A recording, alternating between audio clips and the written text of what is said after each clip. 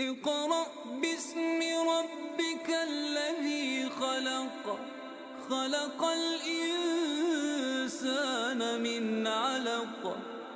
اقرأ وربك الأكرم الذي علم بالقلم، علم الإنسان ما لم يعلم.